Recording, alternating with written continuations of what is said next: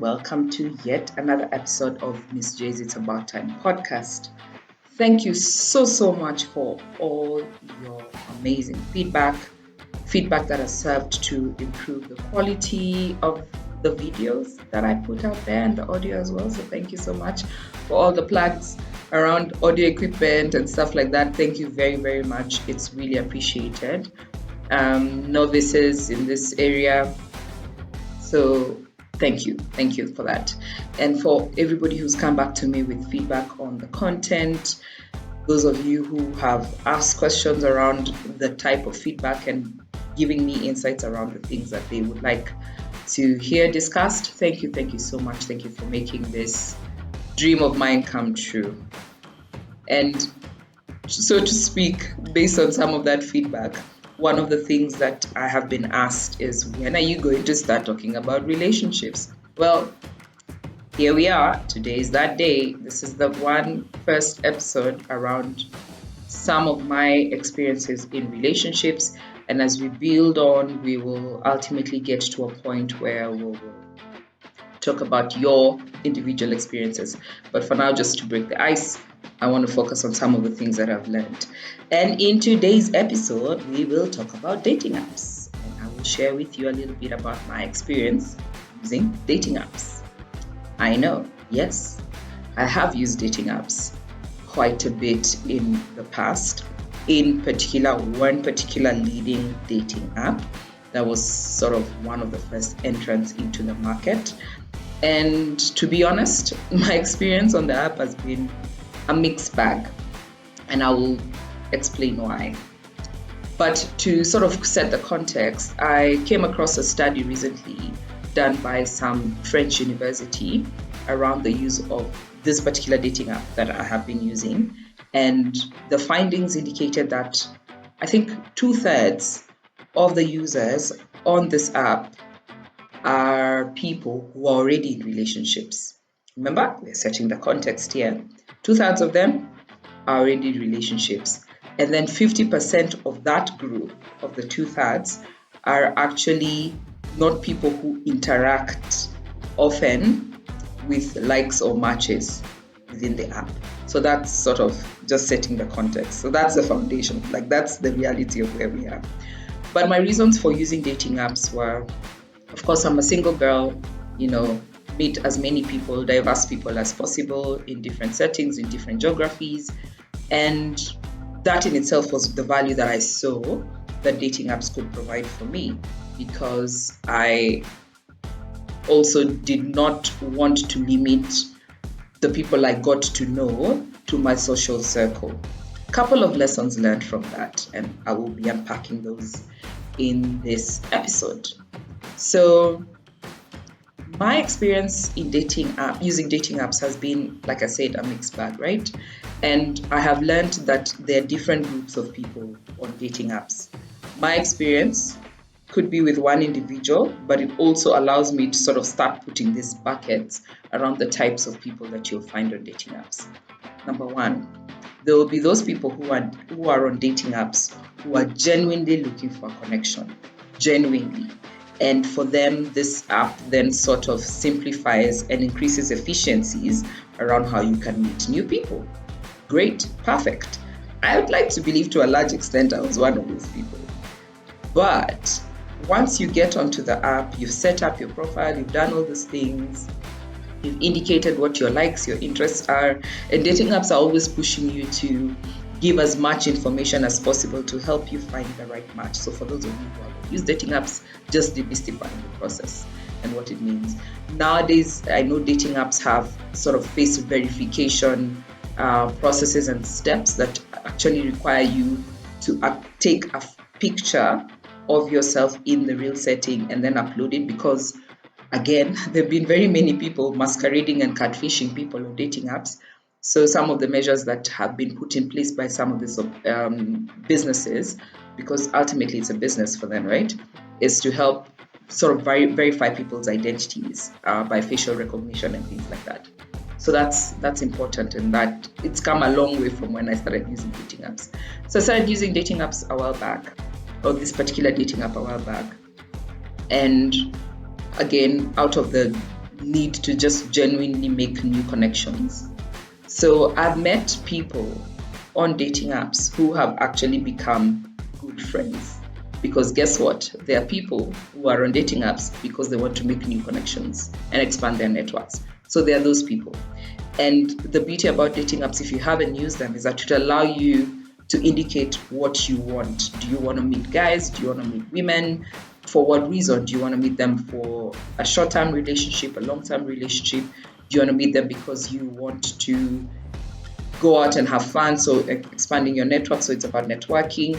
So you indicate what your preferences are. So there'll be all sorts of different types of engagements that can come out of dating apps. But the other thing to mention is that out of this collective of people, there'll be people, especially that group for networking, that group for networking. I once matched with this dude on a dating app. He's from a West African country, but he was residing in Kenya.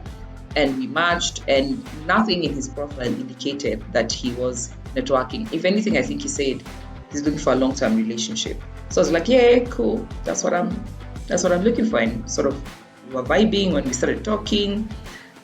We got to know each other quite a bit, and then at some point was like, you know what, let's take this conversation off the app and into WhatsApp. Give me your number, So I did that.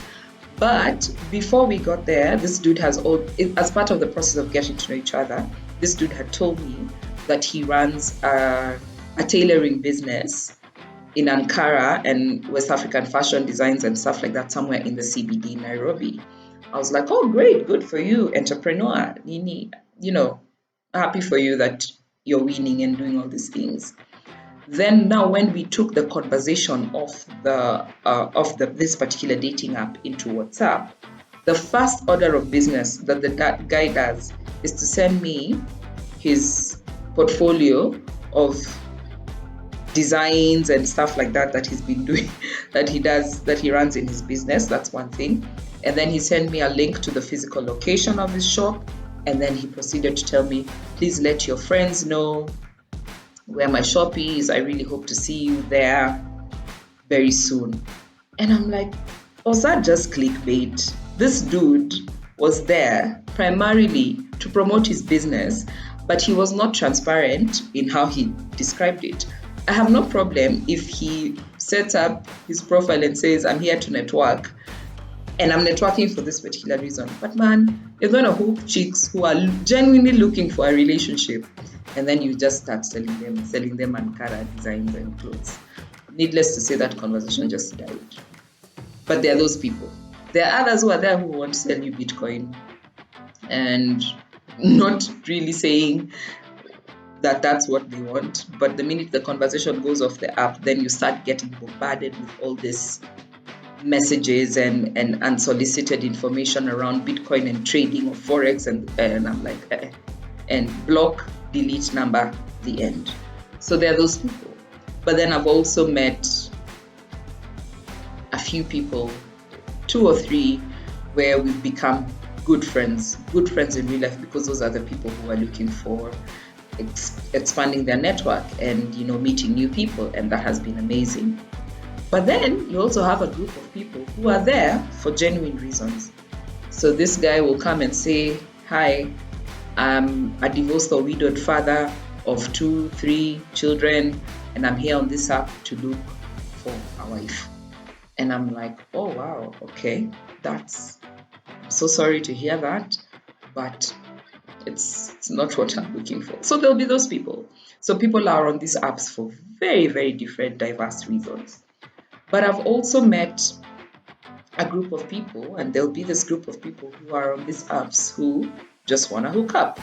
So it's up to you to be like, okay, clearly this is not what I'm looking for, move on, And even if you've matched, you unmatch, and you kill that conversation and you kill that interaction. So there's that group of people.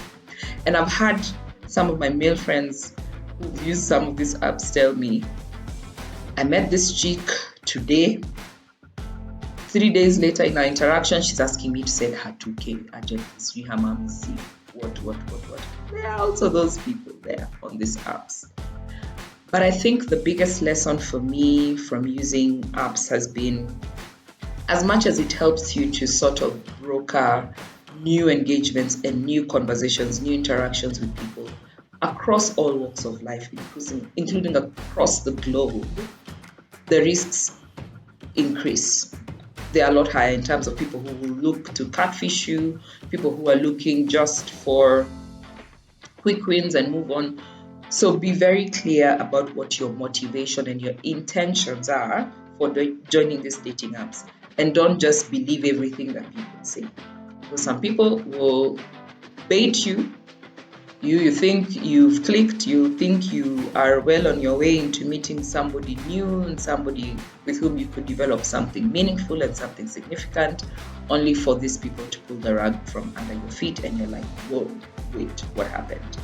There's another group that's on these apps, and all they do once you match is that they keep quiet. There's no conversation. There's no engagement.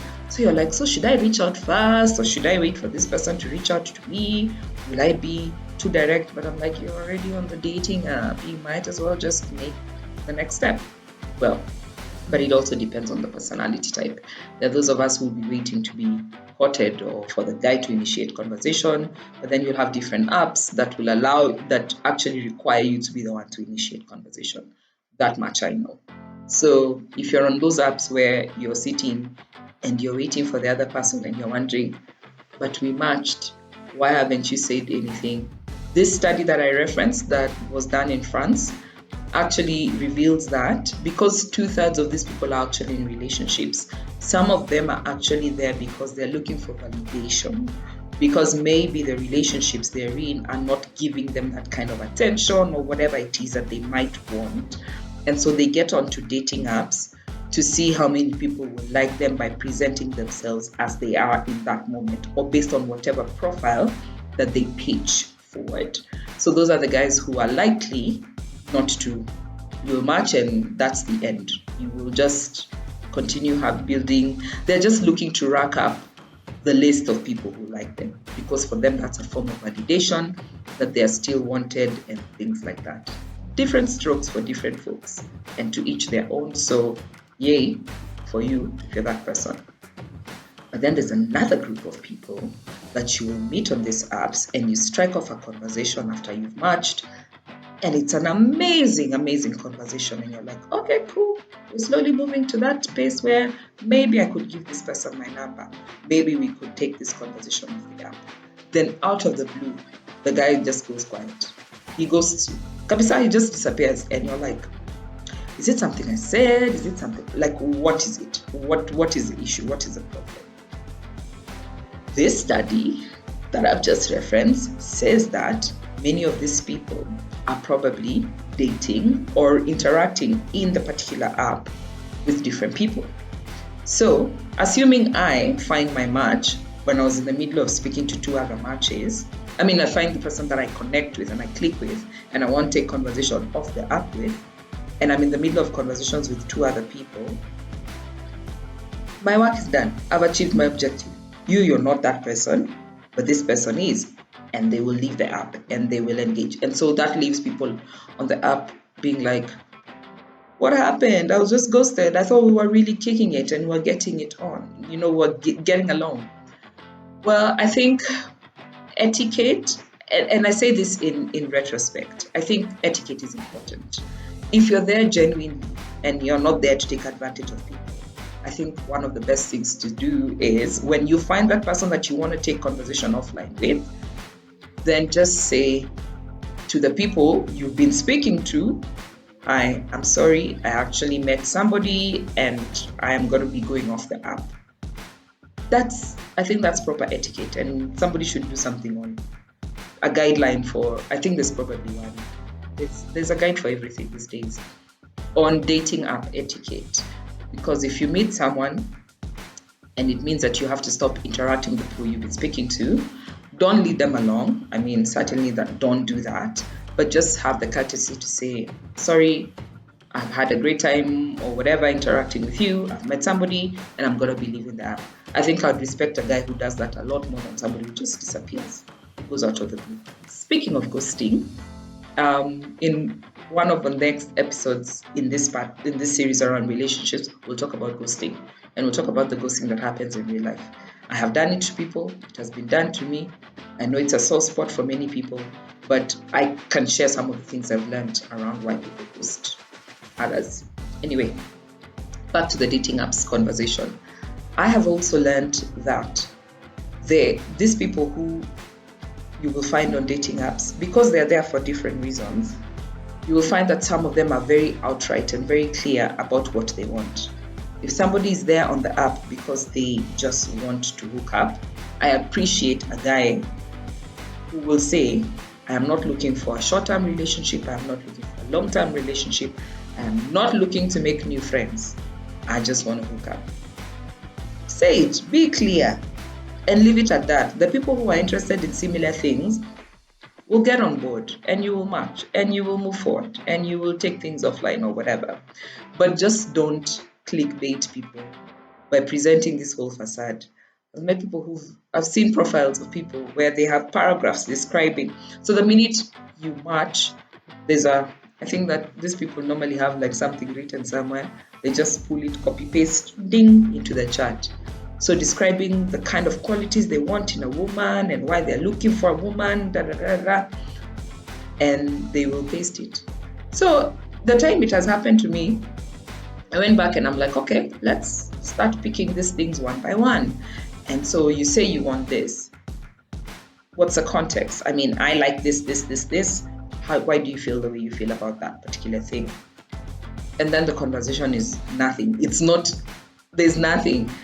You're still back to high interactions, and you're like, these people are not genuine. They're just clickbait.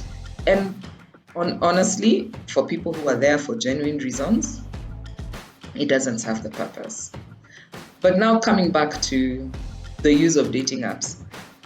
Because I've used dating apps, and I have met people in different settings, in social settings, either being introduced by a friend or either randomly running into them next on your plane, sitting next to you.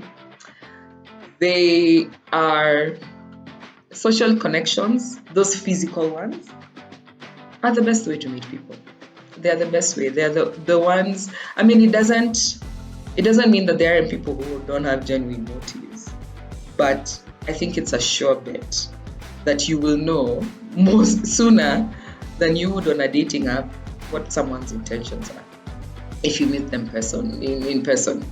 I think that's been one of my biggest lessons.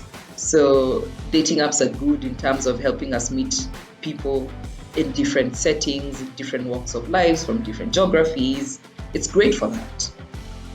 But because it limits sort of your in-person interaction, it will take you a long time before you actually realize who this person really is, taking away from the profile that they intentionally built to position themselves to be likable. You can't take away the value of meeting people one-to-one and getting to know people in person. I think that has been my biggest lesson. But lots of fun tidbits and a lot of fun tidbits around the things that I've seen happen on social media and on dating apps. So if you're thinking about using a dating app or you're on one, let us know. I mean, let me know what's your experience been. Have you had very many or any interesting interactions and engagements? And we can take it from there. So, like I said, in the next episode, we will talk about ghosting. I will share a few of my ghosting experiences, and also, because I've been a culprit of ghosting others, tell you why I've ghosted people when it has happened. So I look forward to seeing you on the next one. In the meantime, please like, subscribe on YouTube, Miss J's It's About Time, and on Spotify as well. And let's keep this conversation going. In the next career decisions conversation, I will have a couple of guests. Yay, big milestone. We've moved into the step where we'll now have guest speakers who will interact with, and they'll share their experiences across this thing. And hopefully we'll get to a point where we've checked all the boxes in terms of the initial conversations led by me, and then we'll have guest speakers. So I really, really hope that you continue to walk with me on this journey as I make this dream come true. Thank you so much. Have an amazing week and see you in the next one. Ciao.